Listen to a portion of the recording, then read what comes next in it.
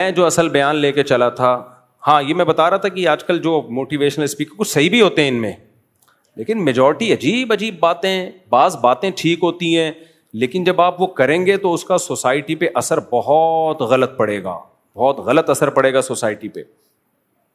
اسی وجہ سے ہمیں قیصر احمد راجہ پسند ہے. قیصر احمد راجہ جو ہے نا، وہ آج کل کے نام لحاظ لبرلز کے خلاف بہت خاندانی اور بہت مضبوط لب و لہجے میں کام کر رہے ہیں. آپ ان کی ویڈیو کو زیادہ سے زیادہ سوسائٹی میں پھیلائیں. تو اللہ تعالیٰ نے ہمیں جو دین اور مذہب دیا، یا ایھا الذین آمنوا ادخلوا فی السلم کافۃ، تو میں حدیث پیش کی تھی آپ کے سامنے. نبی صلی اللہ علیہ وسلم نے ارشاد فرمایا کہ ذاق طعم الایمان من رضی باللہ ربا، پورا جو مسلمان ہوگا نا اپنے آپ کو مکمل اسلام کے حوالے کر دے گا، تو آپ صلی اللہ علیہ وسلم نے فرمایا وہ ایمان کی مٹھاس چکھ لے گا. تو ہم ایمان کی مٹھاس کیوں نہیں چکھ رہے؟ ہم آدھے تیتر آدھے بٹیر والی پالیسی پر عمل کر رہے ہیں. تو اپنے آپ کو مکمل حوالے کیسے کریں گے ہم؟ دیکھو اللہ تعالیٰ نے آدم علیہ السلام اور شیطان کا واقعہ قرآن میں بار بار کیوں بیان کیا؟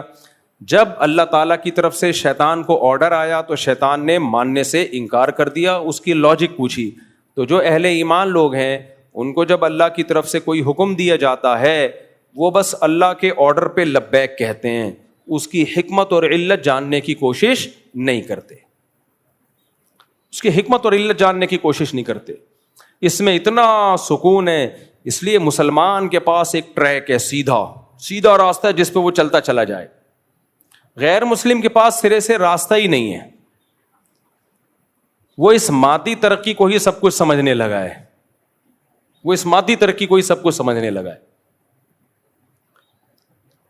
تو ہمارے پاس اللہ نے ایک ہمیں سیدھا راستہ دیا ہے.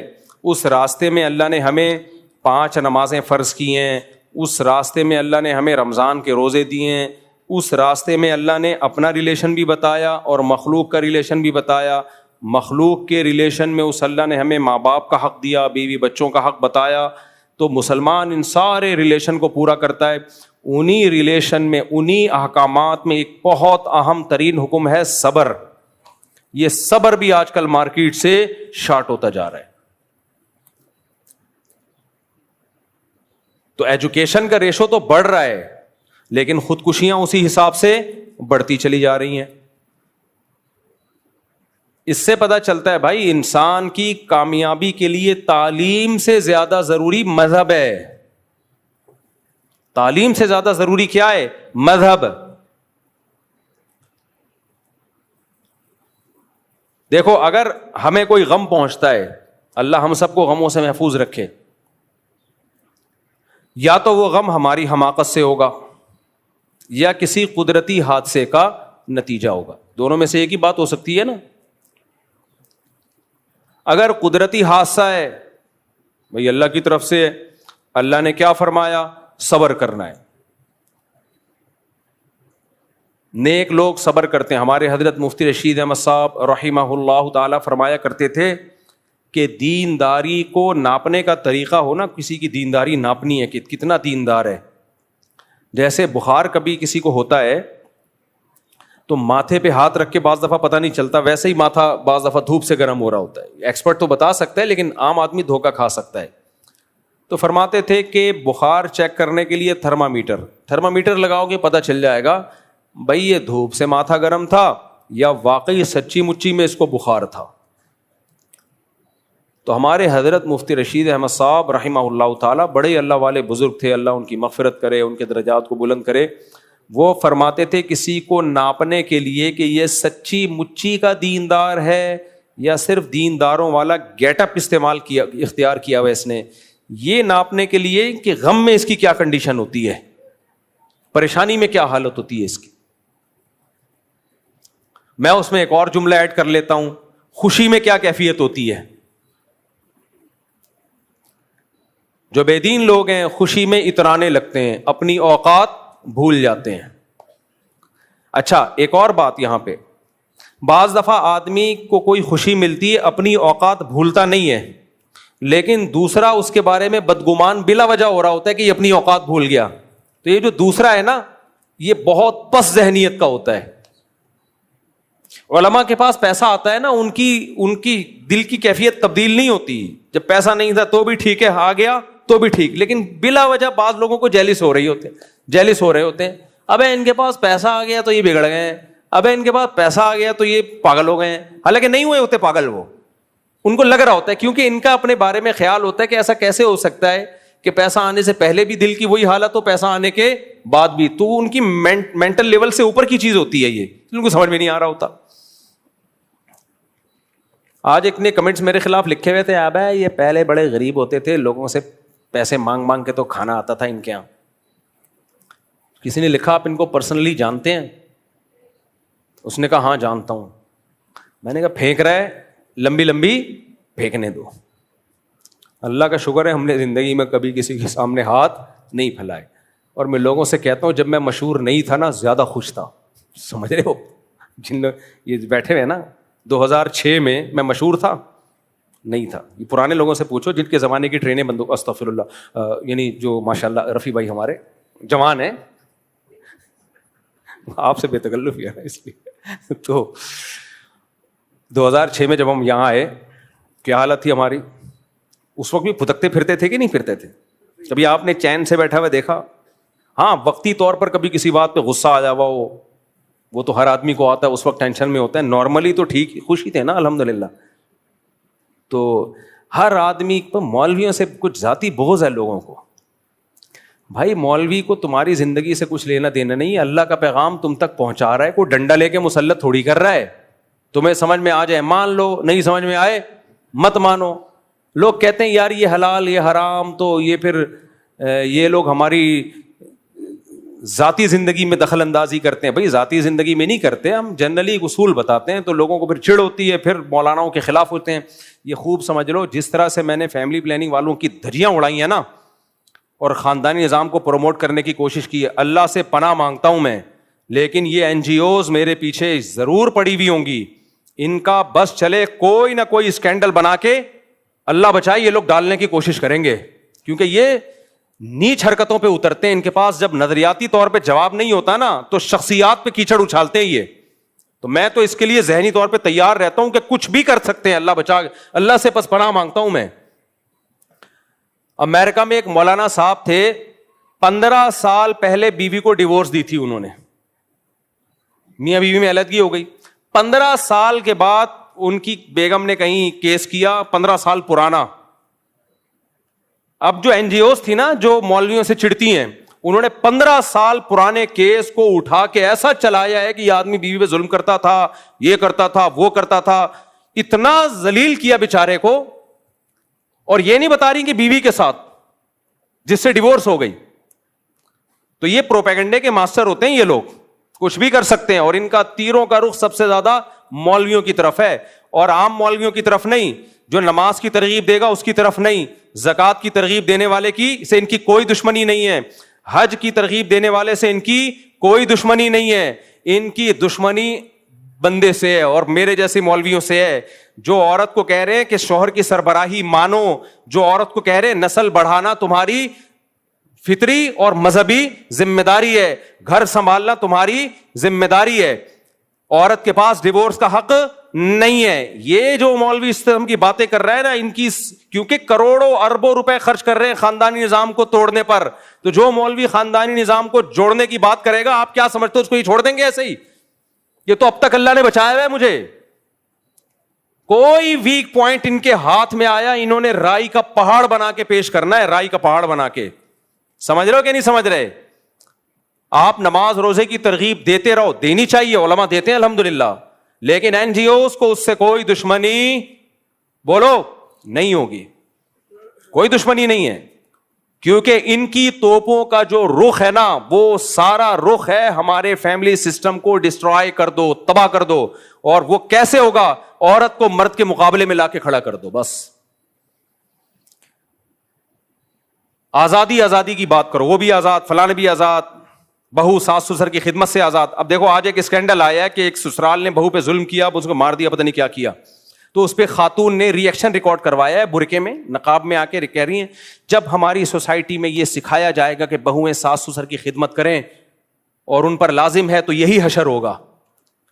او بھائی ہماری سوسائٹی میں صدیوں سے بہویں ساس سسر کی خدمت کرتی ہیں, ایسے واقعات کروڑوں میں ایک ہوتے ہیں.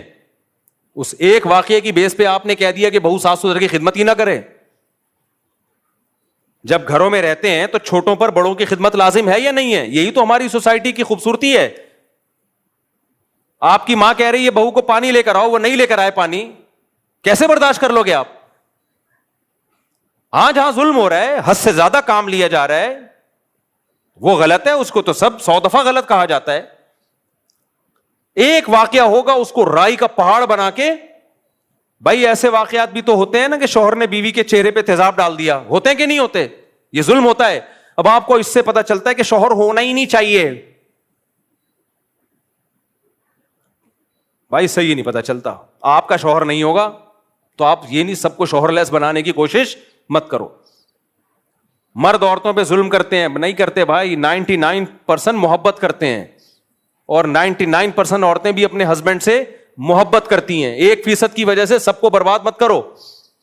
ہر آدمی منجن بیچ رہا ہے, جس کا جو تو میں آپ سے کہہ رہا تھا کہ این جی اوز یہ جو یا فیمنسٹ عورتیں ہیں, ان کو میرے بھائی آپ کے نماز روزے والے بیانات سے کوئی ایشو بولو نہیں.